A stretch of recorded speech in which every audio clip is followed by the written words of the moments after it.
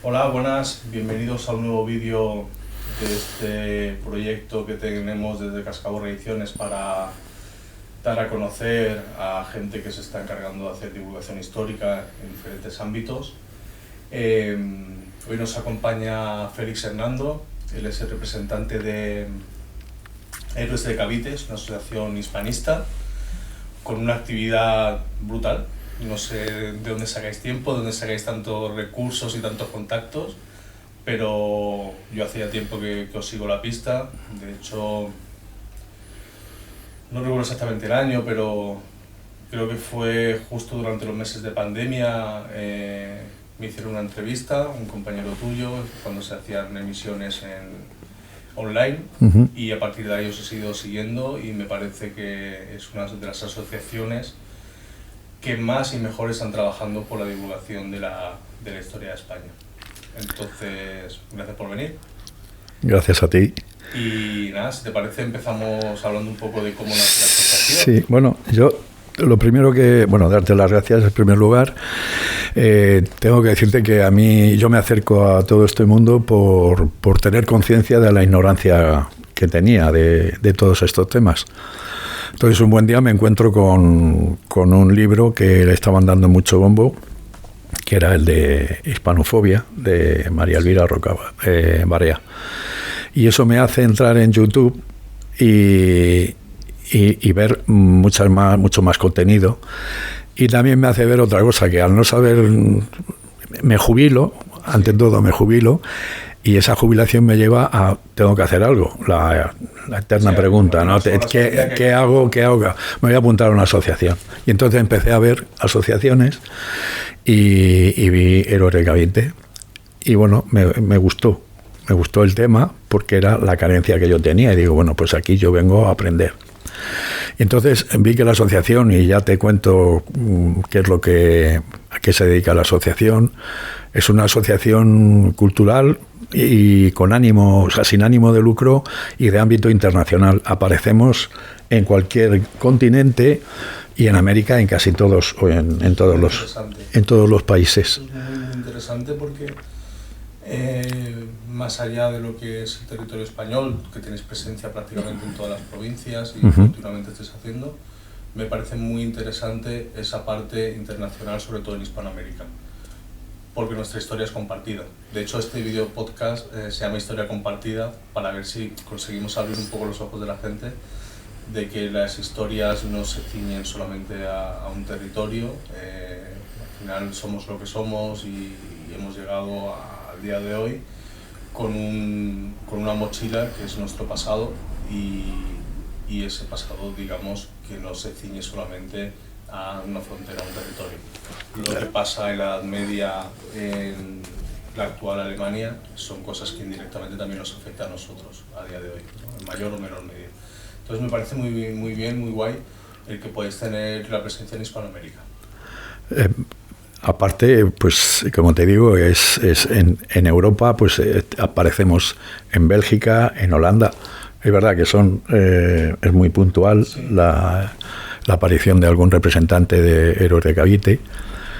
Y bueno, lo que pretende la asociación es fomentar el hispanismo y la hispanidad. Hay gente que cree que es lo mismo, pero no es lo mismo. Uno es el ámbito cultural, el soporte tan importante que es la lengua. Si no, creo que no habría estado sin una lengua común, como llamaban los griegos, la koiné, ¿no? Sí, famosa. Algo en común. Pero aparte hay que tener en cuenta que el hispanismo es ese sentimiento identitario que debemos tener, que lo debemos tener todos, y que es para mí lo que, no sé, la piedra angular. Yo antes no lo sentía esto que te voy a decir, pero desde que estoy metido en todo esto y estoy leyendo y estoy oyendo sobre todo a gente que está muy preparada y ha estudiado mucho, yo ahora me siento, puede parecer a lo mejor una expresión un poco, no sé si cursi, me siento hermano. Es partícipe de una gran comunidad. Sí. Y como decía el otro día en una entrevista a Marcelo Gullo, venía a decir que aquello es España. Exacto. aquello es España, y había el que le estaba contraprogramando todas esas ideas, decía que no, que España es España. No, y Canarias, que también fue conquistada por los Reyes Católicos. ¿Quién duda aquello? No lo duda nadie. Bueno, porque luego vino lo que vino con esa partición tan impresionante que hubo de todo el continente americano, sí. Esa balcanización, como la llaman. Y entonces todo eso ahora es mucho más difícil de conjugar como un todo, ¿no? Pero yo ahí empecé a sentirme, a ver a un peruano, a un boliviano, como alguien que es de mi familia y que no conocía. Sí, exacto. Además, aquí entramos en ese terreno siempre pantanoso de hecho ya lo hemos hablado en algún vídeo anterior, de cómo la política o los políticos entran a hacer usos partidarios de la historia. Cuando haces un uso partidario de la historia, normalmente la tendencia es a intentarte diferenciar del otro, ¿no? En el caso, por ejemplo, de España con los países hispanos, parece que no acaba de tener mucho sentido. Comentabas antes Canarias. Cuando Canarias se incorpora a los reinos hispanos, a los conquistadores católicos, pues no hay mucha diferencia a cuando se incorpora, por ejemplo, la zona del Caribe. Entonces, realmente durante muchísimos años el desarrollo es muy similar. Y eso, pues hay un momento que se corta, pero claro, todo tu pasado, toda tu cultura, pues, sigue estando ahí. Claro. Realmente no es tan diferente a la nuestra. Entonces, a veces a mí me da mucho coraje el ver que se intenta hacer uso partidista en lugar de sentarse y contar la historia tal y como es. Siempre se pueden interpretar cosas, si esto fue adecuado o no fue adecuado, si aquello fue mejor o aquello fue peor. Pero realmente creo que el conocimiento de la historia te hace tener una pequeña caja de herramientas para que no venga ningún oportunista a hacer un uso torticero en su beneficio. Tú ya vienes con tu caja de herramientas, ya tienes un conocimiento y ese tío no te va a poder engañar. Y ahí es donde me interesa mucho pues, esa labor que se hace de diferentes campos, con diferentes pues, empresas, asociaciones, de poner encima de la mesa la historia, ponerla en valor y sobre todo contarla de una forma alejada de ese sentimiento. Lo que pasa, no sé, bueno, supongo que estarás conmigo, en que todo lo que nos lleve a lo que tú acabas de señalar, parece que está estigmatizado. Políticamente parece que eso hay que llevarlo a un bando. Sí. Y es que parece ser que en este país todavía los bandos existen. Sí. Y mientras que eso no acabemos con ello, no vamos a tener un soporte homogéneo histórico. Es decir, yo me creo una historia, que es la que leo todos los días, y otros todavía se están creyendo la historia de lo que te he dicho antes, lo que me quedaba por decir de la asociación, que es la lucha contra la leyenda negra. Aquí hay dos historias que unos la han asumido, en principio muchísima gente después de la muerte de Carlos II, con la Ilustración y tal, y otros que no la hemos asumido, pero políticamente aquí, y joder, sería muy atrevido por mi parte decir que todavía hay algo que está pendiente en esta nación, como para poder con tranquilidad empezar a separar el grano. Sí, el poder trabajar sin ese estigma, ¿no? Sin ese miedo a la censura, por así decirlo. No es censura como tal, pero sí que hay una especie de censura social, depende de lo que... Claro, es que date cuenta que yo ahora mismo digo que me creo a pies juntillas lo que hizo Cortés, según muchos, y estoy señalado. Sí. Pero eso la culpa la tiene partidos políticos o asociaciones o ideologías que han querido señalar esa diferencia. Y no somos diferentes, hay que leer la historia. Estuve el otro día también oyendo una conferencia en la que decían que el tema el concepto de leyenda negra, que aparece en España en 1914 con Julián Juderías, no se vuelve a tocar dentro de España, escribir, hasta 1960 y tantos, casi un siglo, que lo hace García Cárcel. No lo toca nadie.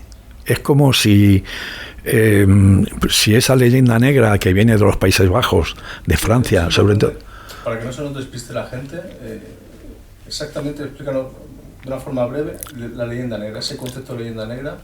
Cuando nos referimos a leyenda negra, aunque hay diferentes definiciones, la más simple es decir que se extiende por toda Europa la creencia, pero utilizando ya también armas propagandísticas, como fueron los hermanos Cranach en Holanda, o sea, en Alemania, de que somos inferiores moralmente, a nivel de preparación intelectual, en fin, somos un submundo, intelectualmente hablando y moralmente también. Y eso comienza, hay gente que, bueno, los dos pilares ahora mismo de la leyenda negra son la conquista y la Inquisición. Pero previo a eso, y es donde empieza todo, hay un elemento que para mí está metido, es como el perejil, que es el protestantismo. Tan metido como que hay naciones como Estados Unidos que están subvencionadas por una parte de lo que era protestantismo, que era los evangelistas. Los evangelistas tienen mucho dinero, como lo fue Nixon cuáquero, perdón. Nixon fue un cuáquero, que es una parte de los protestantes, ¿sabes? De la iglesia protestante. Entonces, que venga Carlos V, como le tenían allí en Alemania, en los Países Bajos, le tenían como un primus inter pares, resulta que se hace con todo un imperio. ¿Sí? Eso no puede ser. ¿Qué utilizan los príncipes de Sajonia y sobre todo a corto plazo y por interés personal el príncipe Felipe de Hesse, que se casa con otra persona estando ya casado y se lo permite Lutero? Pues que Lutero utilizan el arma de la religión. Eso es impepinable. Ahí no hay solución. Cuando metes... Porque ha habido otras herejías y la Iglesia está luchando siempre con herejías, pero esta casualmente da con el tema. ¿Y cómo da en el tema? Porque tiene el apoyo político y del poder de la élite alemana y tal, que son los príncipes de Sajonia, el príncipe de Hesse. En ese momento es cuando empieza ya toda la Entonces empieza toda la propaganda con hojas volanderas, con medio pasquines, historietas y tal. Sí. Que dicen que es un verdadero artista Lutero de la propaganda, porque las hojas volanderas que se distribuyen hablando mal porque claro, el pilar a atacar ya no es tanto Carlos V como el cristianismo, era el mascarón de proa del cristianismo. Sí. Y aquí ya se establece lo que luego sucedió, que fue una guerra de religiones que hubo, dicen que hasta puede que se pueda contabilizar en millones de muertos. Sí, bueno, una de las guerras más sangrientas que hace. Entonces ahí es donde yo creo que empieza realmente todo. Luego, bueno, viene el tema de América, de esa conquista, que yo creo que está bien dicho, conquista, porque lo vamos a o invadimos ese territorio. Lo que pasa es que como no tenían entidad, no vinimos a conquistar ningún país, ni México era México, ni nada de nada. Y claro, ahí ya empiezan a ver mucho peor, no solo después de lo de Lutero, pero sí todas esas naciones que ya empiezan a ser naciones concretas como Inglaterra, Holanda y Francia, empiezan a ver al verdadero enemigo. Ya sabemos que en la paz de Westfalia, por parte de los ingleses decían que tenía que existir el balance of power, balance de fuerzas. Oh. Entonces no querían que nadie destacara, pero ahí tenían a Carlos I y V y a la Iglesia. Entonces ahí se genera todo. Y estaban en su derecho, porque si querían ser más que España o eliminar a España, era en defensa de su país. ¿Qué va a decir Inglaterra? Claro. De todos los hechos históricos que se los apunta. Siempre me ha llamado la atención, cuando hablamos de leyenda negra, de que todo ese ejercicio de propaganda que se hace para, bueno, digamos, mermar o menoscabar lo que era el Imperio Español, no fuimos tampoco capaces de neutralizarlo. El Imperio Español tenía herramientas y tenía capacidad para poder neutralizar todo ese tipo de cosas, y en su momento no se hizo. Dices, bueno, ¿para qué vas a entrar al trapo? Muchas veces, ¿no? Dices, bueno, que digan lo que quieran, ¿no? Pero hay una cosa que me llama mucho la atención, y es que estamos hablando de quizá, pues sí, la época de Carlos V, con Felipe II ya fue brutal, pero es que han pasado muchos siglos. Y a día de hoy tampoco hemos acabado de quitarnos ese estigma de negro legendario, sin pasar a otro concepto que no vamos a entrar en él, que es el rosa legendario, ¿no? La leyenda rosa, ¿no? Claro. Pero me resulta muy curioso el constatar en muchos ámbitos, porque a veces depende de qué comentario escuchas, pues cuando hablas con algún amigo o con algún compañero y tal, dices, bueno, si es que todavía tenemos esos ciertos dejes. Y dices, dentro de nuestra identidad nacional, de nuestros sistemas educativos, de nuestra cultura, ¿no? A nivel de literatura, de cine, de teatro y tal, no hemos sido capaces de acabar de darle la vuelta a la situación en tanto tiempo. Y es una cosa que me llama mucho la atención. Es como una falta de amor propio hacia nosotros, hacia nuestra cultura, hacia nuestro legado. Bien, yo estoy contigo.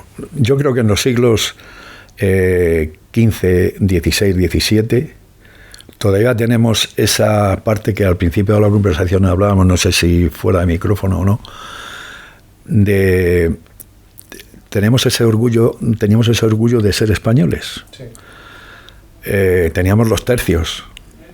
Un componente de un tercio iba a luchar por dinero también, pero tenía metido en el corazón a su patria. O sea, eso está clarísimo. Un componente religioso. Claro. Todo eso aunaba voluntades y objetivos a conseguir. Pero date cuenta de una cosa, que es que hay un punto clave, que es la muerte de Carlos II. Nos llegan los Borbones. Y con los Borbones se olvida históricamente absolutamente todo lo del periodo anterior. Los Habsburgos quedan totalmente anulados. Una reestructuración muy bestia.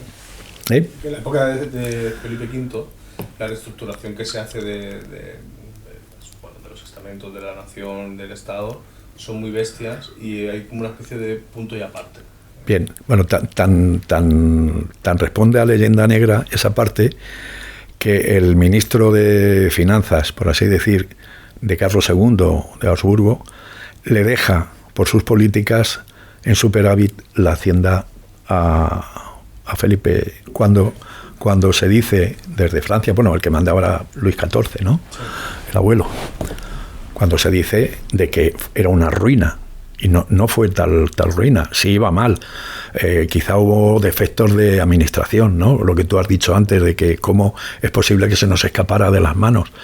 También es cierto que venga alguien y nos diga qué imperio, de los 4 que ha habido históricamente, no sé si alguno más, pero claramente Roma, Rusia, Estados Unidos y España. Tiene su proceso de crecimiento y de declive. Claro, efectivamente. Entonces, hemos llegado hasta donde hemos llegado. No hemos sabido hacerlo de otra manera, pero es cierto que teníamos a nivel físico, territorialmente, teníamos donde sí. no daba de sí la hacienda española, porque además era un país que si yo creo que andábamos en 20 millones cuando Francia tenía 30. Inglaterra tenía algo más, o sea, tenía una población mucho más numerosa y menos territorio que cuidar, pero nosotros estábamos presentes en todas las partes del mundo. Se consideraría el primer imperio global, porque llega a tocar 4 continentes, ¿no? Claro, y de hecho, en la presencia, hay algo anecdótico, la presencia de España en Alaska, en el siglo XVIII, sí. que por allí anda también ¿cómo se llama? El tío de Bernardo de Gálvez, José Gálvez. Por allí anduvo también, pero estaban ya ingleses, estaban franceses y estaban rusos.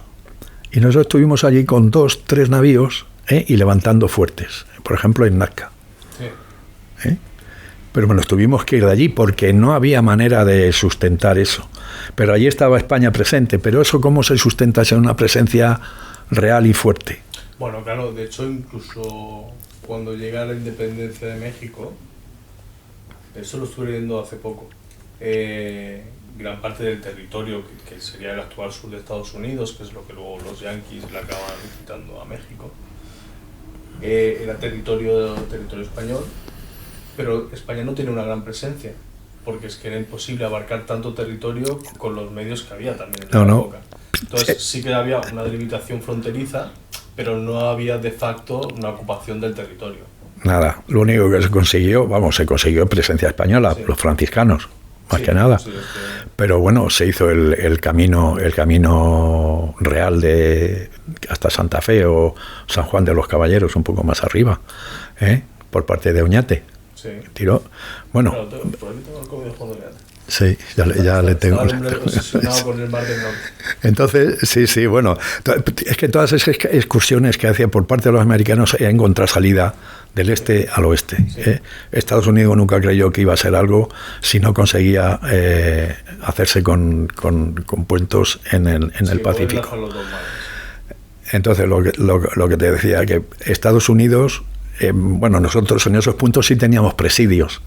Sí. Teníamos pequeños grupúsculos de personas que vivían ya casi ni en ciudades, eran pequeños fuertes. Haciendas, sí, y entonces, bueno, era casi un poco parecido a la Reconquista en la península. Era una avanzadilla, pero realmente un establecimiento poblacional serio y tal. No lo hubo.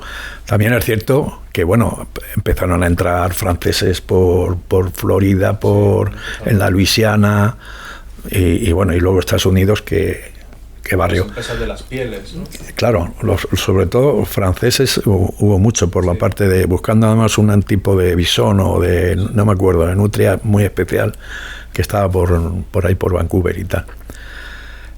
Luego la leyenda negra.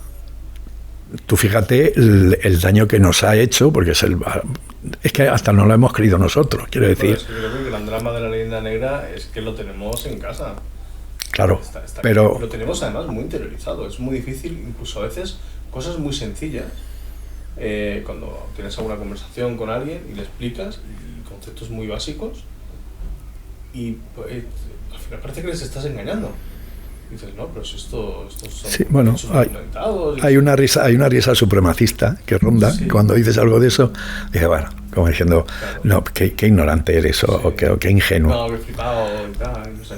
Yo, por ejemplo, hay un libro que me gusta mucho que habla sobre el Imperio Español, que se llama Fake News del Imperio Español, de Javier Santamarta. Y estuve en la presentación cuando vino a Barcelona a hacerlo, y hubo una cosa que me llamó mucho la atención. Estamos hablando de la zona de Perú y tal.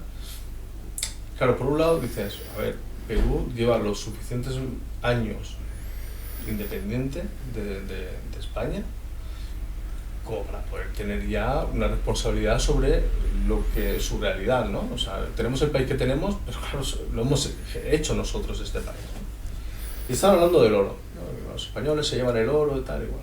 Y claro, Javier comentó una cosa que me llamó la atención y luego lo estuve investigando por mi cuenta y iba bien, bueno, era cierto, que es lo de, bueno, los españoles se llevan el oro, pero es que los españoles sacan de Perú la misma cantidad de oro que Perú es capaz de producir en menos de un año actualmente. Entonces, si tienes problemas económicos porque hace 200 años los españoles se llevaron el oro, tú en esos 200 años, ¿qué has hecho? Porque la producción de oro actualmente tuya es mucho mayor. Entonces dices, pues entonces, ¿qué responsabilidad vas a pedir a otra persona? No sé, es un poco, podremos divagar sobre estas cosas y... Sí, bueno, luego por no dejar, porque claro, hay que denunciar el hecho en sí, pero también hay que llevar al diálogo y a la conversación ¿cuáles son las pruebas que están identificadas como que todo eso no es cierto? O sea, la prueba del algodón. La prueba del algodón, para mí, después de lo que he leído, que no es mucho, pero suficiente como para darme cuenta, sí, son las leyes de Indias. Ah, bueno, claro, sí. Las leyes de Indias es para callar a cualquiera. Lo que pasa es que siempre sale alguien, pues que bueno, pues como una gran periodista que hay española, que en una de esta de prensa dijo que, uy, Cortés, un asesino y tal. Pero bueno, vamos a ver. Y con lo que tú dices del oro. El oro se iba para allá el quinto real. Sí, claro. El quinto real. Porque lo demás parece ser que después de las catedrales, hospitales, universidades, etcétera, y ciudades, parece que se ha quedado aquí. O sea, allí. Y lo disfrutaron ellos. Porque la primera universidad en Santo Domingo, porque los primeros hospitales, incluso para indios, fue allí. La gramática. Nos hicimos cargo de un lenguaje que no tenía escritura. El náhuatl fue antes que la gramática inglesa. Sí. Entonces todo. Hay una cosa que me gusta mucho de todo el tema este. Durante muchísimos años la capital comercial de España, México, es Ciudad de México. Claro, porque era la que tenía toda la circulación de todo lo que venía desde Asia, pasaba por América para llegar a Europa. Todo ese comercio se gestionaba desde allí. Bueno, ¿y por qué, Julián? Porque tenía ese input de decir, hay que construir. Claro. Era gente nueva que Madrid era una ciudad agotada en aquel momento, ¿no? Hubo que luego posteriormente hacer cambios a nivel mental para que Madrid y Barcelona surgiera. Claro, estaba agotado, ¿no? Las prebendas, digamos. Pero México, Zacatecas, tiene una catedral que madre mía, ese barroco que se da en América, ese arte, vamos, es que para mí ya te digo que es la prueba del algodón. Y eso hay que presentárselo. Decía yo un día aquí a ¿cómo se llama? A Ava, que todas estas charlas están muy bonitas, pero siempre nos las estamos diciendo a los que ya sabemos todo esto. Sí, pero son importantes. Sí, yo no digo que no lo sean. Pero digo, hay que trasladar esto, y con cierto genio hay que trasladarlo a la conversación personal, familiar y al bar. En el bar se habla de fútbol. Pues en el bar no hay que sacar un tema, no te estoy diciendo hay que sacar el tema y poner un atril como en el Londres que os voy a hablar, no, pero no hay que tener vergüenza, claro. Que es lo que ha habido hasta ahora, igual que... Pero aquí viene la importancia de asociaciones como la vuestra, ¿vale? Para no poder tener vergüenza es importante primero ganar seguridad, y la seguridad la vas a ganar cuando adquieres conocimiento. Sí. Eso está claro. Entonces, el poder hacer actividades de divulgación histórica, hacer charlas, que la gente vaya aprendiendo, vaya razonando, acuda a fuentes por su cuenta, complete con sus lecturas, con sus documentales y tal, llega un momento que de una forma natural acaban teniendo la seguridad suficiente en sus argumentos como para ponerlos a exponer delante de cualquiera, sin complejos. Pero bueno, por eso es importante el trabajar siempre desde un punto de vista, digamos, divulgativo, cuando nos acercamos a temas históricos, y hacerlo, digamos, sin trampas, con nobleza. Lo que decías tú antes, lo de la rosa, la leyenda rosa, hay que verla de todas maneras, y es que me gusta tocar tantos temas que...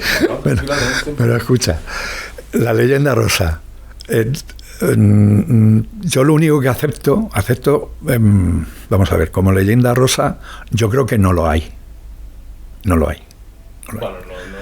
Bueno, hay gente, yo he oído en YouTube charlas y tal, que bueno, que la verdad es que suena y chirría mucho, pero en general no lo hay. No está tan extendida ni se habla tanto. Efectivamente. Y la leyenda rosa, bueno, es que yo me he perdido un poco. Claro, retomamos si quieres. El tema es, cuando hablamos de historia, dices, bueno, tenemos que ser justos con la historia y juzgar. Bueno, juzgar tampoco, ¿no? pero dar a conocer pues, a esos episodios históricos, a esos personajes, con los datos que conocemos actualmente, sin hacer tampoco un juicio de valor desde nuestro siglo hacia cosas que sucedían, por ejemplo, hace 5 siglos. Cuando eso lo tenemos claro, claro, llegamos al punto de decir, bueno, tampoco podemos creernos los mejores, y aquí todo era fabuloso y todo funcionaba bien. También existe la crítica. Esa crítica no te quita ni te pone nada, porque al final dices, bueno, que yo pueda criticar que Isabel la Católica expulsara a los judíos del Reino de España, de sus reinos, yo lo puedo juzgar a día de hoy como de, bueno, pues a lo mejor es una pasada, o tal. Luego tienes que ir a entender el contexto histórico, todo es importante, sobre todo tener el contexto histórico bien definido. Pero que yo pueda opinar si es un tema apropiado o no apropiado, si acertó o no acertó a día de hoy, tampoco tiene importancia. La importancia está en que yo conozca que se hace la expulsión de los judíos y los motivos por qué se hicieron. Y la opinión que yo pueda tener sobre eso es completamente irrelevante. No tiene nada que ver. Pues hay que reconocer el hecho. Claro, y punto. Y que fue como fue. Sí. Y asumir, y no culpas, porque nosotros actualmente no tenemos culpa de nada. Actos de, no sé, vamos a los godos, vamos a juzgar a ver si Recaredo acierta o no acierta y tal. Pues, ¿qué sentido tiene? Pues sucede, lo conoces, sabes ubicarlo pues, en un espacio cronológico, temporal, y además entiendes el contexto geopolítico de la época, que es lo que al final decide y, o sea, le da un poco de sentido a las decisiones que estás analizando. Ya está, eso es historia. Lo que se me había pasado antes es que lo que fue malo de verdad, pero claro, hay que mirarlo de manera global y como tú has dicho, y contextualizarlo. Fue el encuentro, lo que llaman el encuentro, sí, de las dos civilizaciones. Eso fue, no había un guión. No había un guión a seguir, nadie le puede achacar a Cortés que se liara a espadazos con el primero que encontrara porque no sabía lo que se iba a encontrar. Entonces el encuentro fue fatal, sobre todo en Cuba, en Santo Domingo, o sea, en el Caribe. Ahí fue, bueno, malísimo. Pero después de eso lo que hubo fueron comportamientos dentro de la globalidad de todo el tema de la conquista, después de tantos siglos, fueron hechos puntuales. Por ejemplo, las guerras civiles del Perú lo sufrieron también los indígenas. Pues se pagaron ahí Almagro y Pizarro, claro, por el Cuzco y allí sufrió todo el mundo. O sea, es muy curioso lo del Cuzco. Sí. ¿Quién de los dos tenía razón? Pues yo creo que si hablamos de justicia, el amigo que le dieron el sur de Perú tenía razón. Pizarro. Hay un momento que cuando llegan a un acuerdo, creo que son 300 millas a contar a partir de... No me acuerdo cómo hicieron los cálculos. Creo que era... No me acuerdo de un... Le pilló por debajo de Cuzco y ¿cómo se llama? Los almagristas, sí, querían también esa parte de Cuzco. Bueno, es que era la única parte que les quedaba realmente sustancial. Porque es que se dio cuenta que lo que le dieron fue... intragable. Sí, pero para parte es muy curioso lo que dices. Dices, bueno, hay una guerra civil en los Andes. De hecho, Cascaborra, en la editorial, tenemos un cómic que habla sobre esa guerra civil. Y es curioso, dices, bueno, ya, o sea, nos vamos al otro lado del mundo y nos empezamos a matar entre nosotros otra vez, ¿sabes? Bueno, no sé cómo van en otros países, pero aquí parece que hay como una cierta tendencia a acabar enemistándonos y a acabar haciendo bandos los unos con los otros. Por intereses X. Pero claro, una batalla de esas características, como tú comentabas, al final afecta a los indígenas, porque es que la población que hay allí, en un 99% es indígena. Es que España en la época de la conquista de América tampoco tenía un nivel de población como para abarcar todo ese territorio. O sea, realmente América está habitada por americanos. Claro, bajo la corona española y las leyes españolas y tal, pero gran parte del territorio, o sea, prácticamente todo el territorio está habitado por americanos. Por eso también es importante las leyes que se hacen, bueno, creo que son en 1500, ¿no? Las leyes de Indias, no recuerdo exactamente las. Es que hay varios procesos. Las primeras, las de. Lo primero que sale como para salvaguardar no poder esclavizar al indígena. Sí, es la bronca que le echa a Colón Isabel, sí. Es en 1593, a la vuelta. 1493. Luego hay unas posteriores en 1512. Luego hay unas, las de Burgos, me parece. Y luego está lo de ¿cómo se llama? En 1550, donde se decide con de las casas y otros, la controversia de Valladolid. Sí. Todo eso luego se materializa en un compendio de 3 tomos que son las eso es ya una parte, digamos, burocrática y que a veces queda un poco como en un segundo plano cuando hablamos de la época de la conquista, pero es fundamental, porque si no es imposible. Si tú al final estás haciendo unas construcciones, estás haciendo ciudades nuevas, estás dándole un orden administrativo, jurídico, legal, impositivo, o sea, estás trasladando España a América. O sea, integras América a España, por así decirlo, ¿no? Los virreinatos y tal. Claro, tienes que hacerlo de una manera donde la gente tenga derechos. Claro, el otro día hablaba con un amigo y decía, no, claro, pero es que los derechos que tenían eran una mierda. Y dices, ya, pero esos mismos derechos eran los que tenía un señor de Palencia, un señor de Burgos. Era una provincia, una región como otra cualquiera de España. A la época y ve, mira qué derechos tenían los ciudadanos y tal. No era diferente los que tenían en América a lo que teníamos nosotros aquí en la península. Y la nobleza. Claro. Que se le admitió y conservaron sus derechos de nobles indígenas. Sí, sí.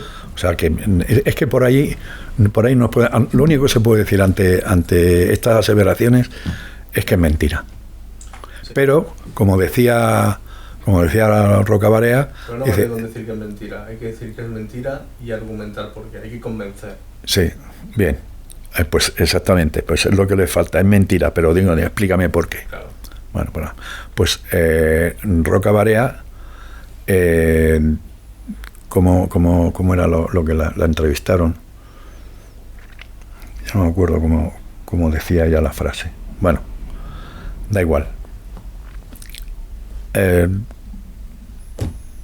Bueno, ¿te refieres al libro este que hizo de hispanofobia? Bueno, este hizo el de hispanofobia, fracasología también.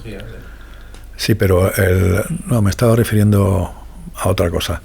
Bueno, en cuanto a otro tema también, lo de las leyes de Indias, hay que ver una cosa. Los derechos que se le guardan o que se le respetan a la mujer. El trato de la mujer en la España virreinal, sí, no se ha reconocido todavía. Y es muy importante, porque a nivel administrativo casi todo salió adelante por culpa de que el hombre iba a donde iba, en tierra conquistada, pero la mujer se quedaba en retaguardia arreglando papeles. Y todo lo que gestionando las haciendas y las exactamente, ciudades, arreglando después os digo lo de arreglando papeles. Hay un libro de Lucas, es un profesor de la Universidad en Madrid, Lucas Montojo, que habla de la importancia de la mujer en la conquista. Es muy interesante, muy interesante. Hay mujeres, por ejemplo, en La Noche Triste de Cortés. Ajá. Había mujeres en esos Sí. Nosotros hace unos años publicamos un cómic para mí es un personaje súper interesante a nivel de historia, que es Inés Suárez. Sí. La conquista de Chile y cómo luego la defensa de Santiago de Chile sobre el ataque mapuche la resuelve efectivamente ella. No voy a hablar mucho de cómo para no liarnos, pero claro, las tropas estaban fuera, las tropas estaban conquistando. Estaba Pedro de Valdivia en una expedición y aprovecharon las tribus mapuches para atacar Santiago de Chile. De hecho, hace poco hablaba con una periodista chilena, tiene un programa en la Radio Nacional de Chile, y estuvimos hablando pues sobre Inés Suárez. Y le comenté que Inés Suárez es un personaje histórico que en España prácticamente no se conoce, muy poquito. Sí que es verdad que se hizo una serie hace poco, Televisión Española con Televisión de Chile, adaptando un libro que escribió Isabel Allende, que se llama Inés del alma mía. Hizo una serie de, creo que son 8 capítulos, que está bastante bien. Entonces ahí se ha conocido un poquito más, pero hasta entonces era completamente desconocido. Siempre hemos hablado de los conquistadores españoles y obviamos que creo, este dato que nadie me lo dé por cierto al 100%, porque hace tiempo que lo leí, no sé si ahora me estoy columpiando, tendría que revisarlo. Pero creo que en el registro de los archivos de Indias de los españoles que pasan a América, el 30% son mujeres.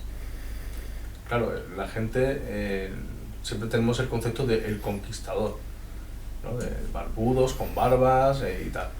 Pero también iban mujeres, iban familias a América. Claro, todos esos asentamientos, pues... Y además, si mal no recuerdo, había una serie de condiciones que había que cumplir para poder ir hasta allí, no porque tenías que... vicios del antiguo mundo a lo... sí, tenías que ir con tu mujer, no podías ir con cualquier otra mujer, en fin, algo estaba ya... Sí, estaba muy bueno. Pues eso, lo que decía Roca Barea, ahora me he acordado, es que España lo escribía todo. Sí, tenemos una obsesión con la burocracia. Sí, lo escribía todo. Sí.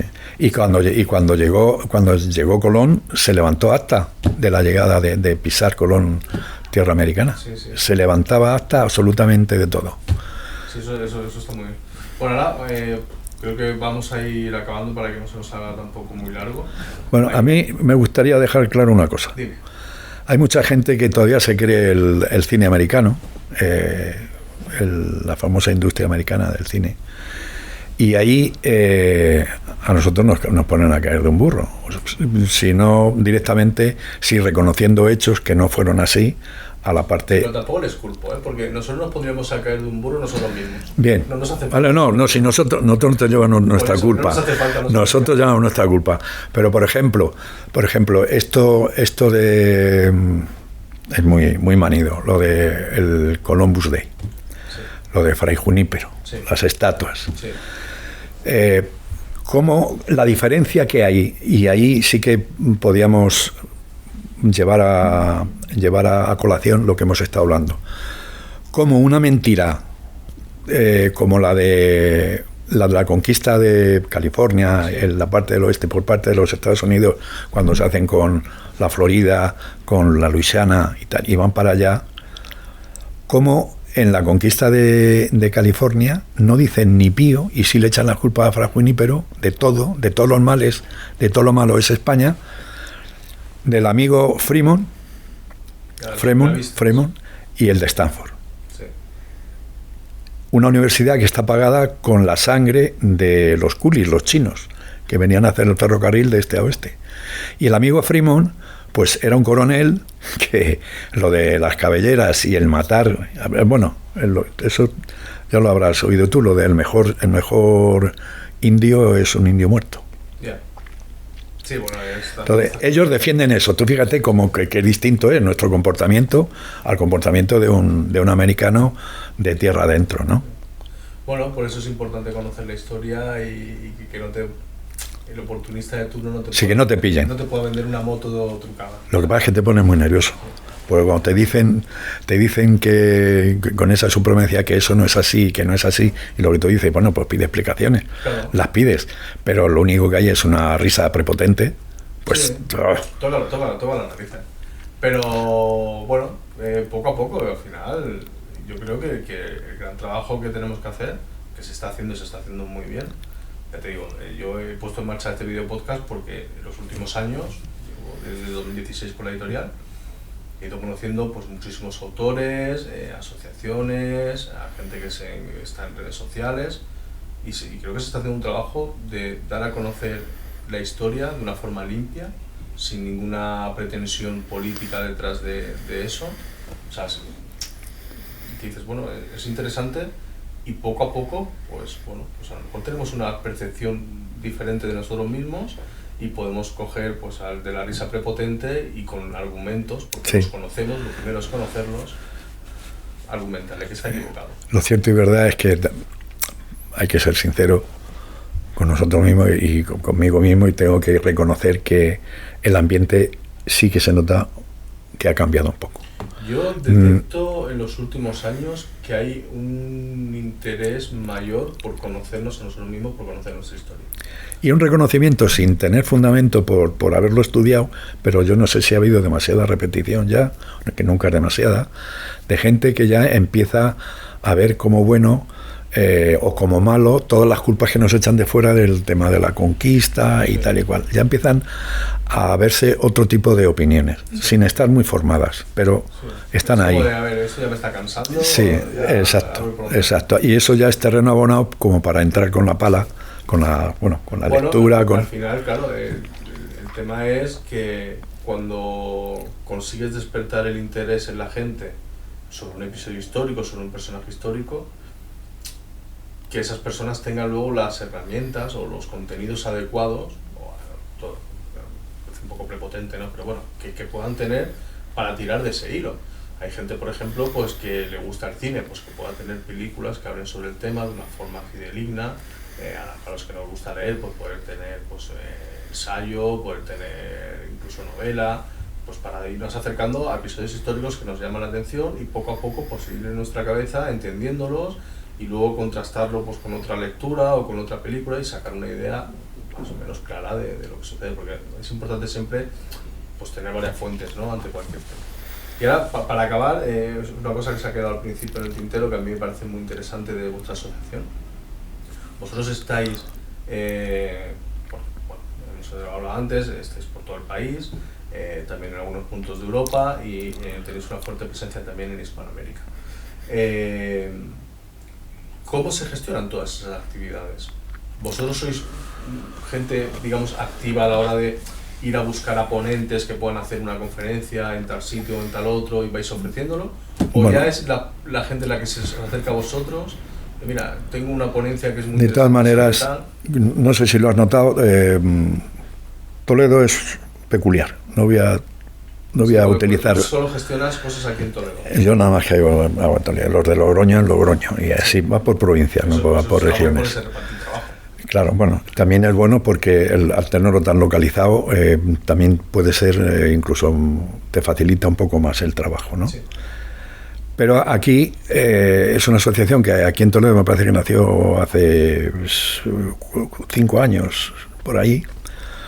Pero realmente, y te digo la verdad, y lo digo aquí, para el que lo quiera oír y ver y tal, somos 3 personas, nada más.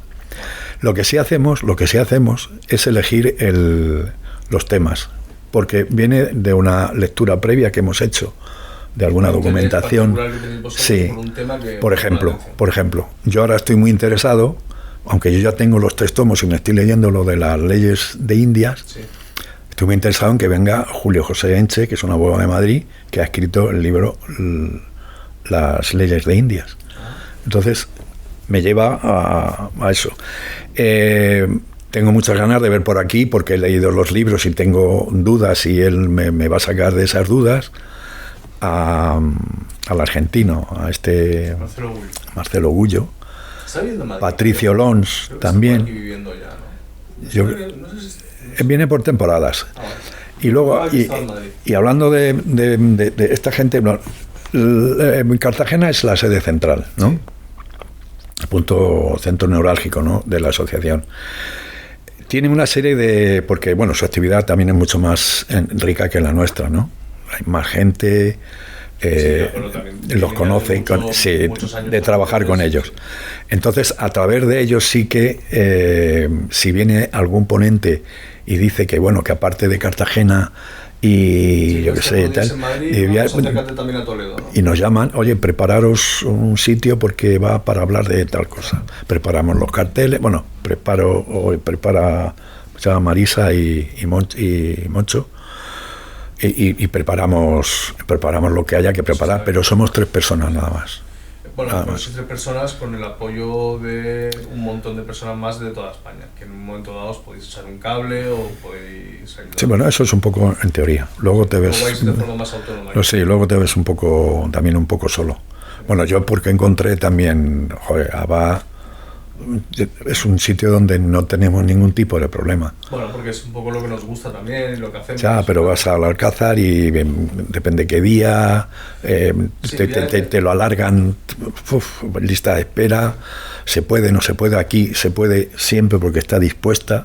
Y hay una cosa que tenía, cuando montamos la librería aquí en Toledo, yo hay una cosa que tenía muy clara, y es que la librería, por un lado, tenía que ser un punto de encuentro de gente que tiene un interés por la historia, y por eso casi todas las actividades que hacemos continuamente van relacionadas con la historia, salvo algún club de lectura que lo hacemos de una forma un poco independiente, pero que también me parece interesante hacerlo.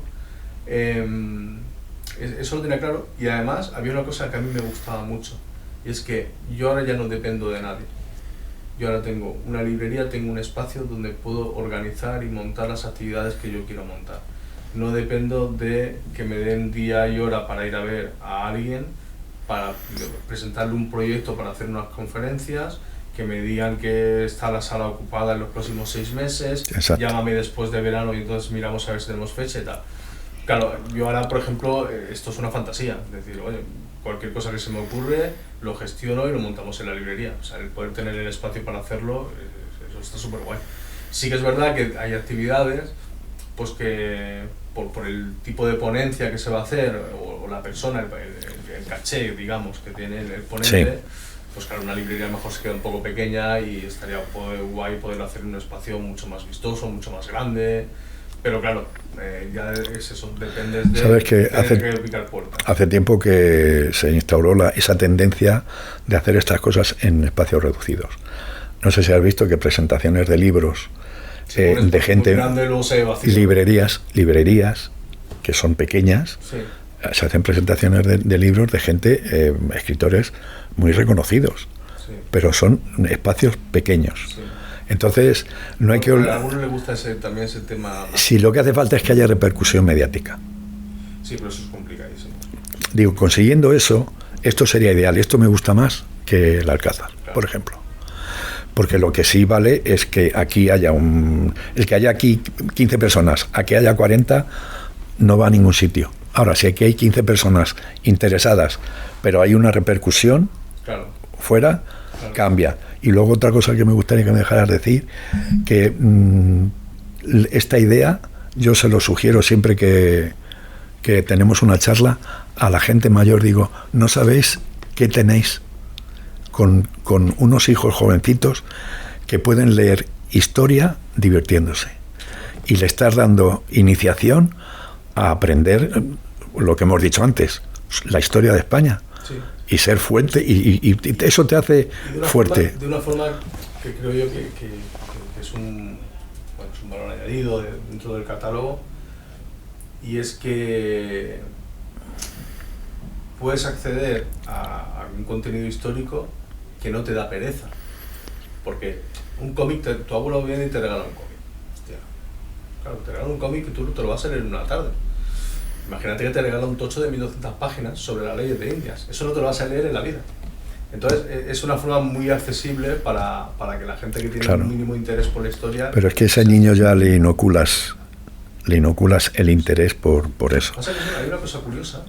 La gente muchas veces pues relaciona pues que el cómic es una lectura quizá un poquito más para un público infantil o juvenil.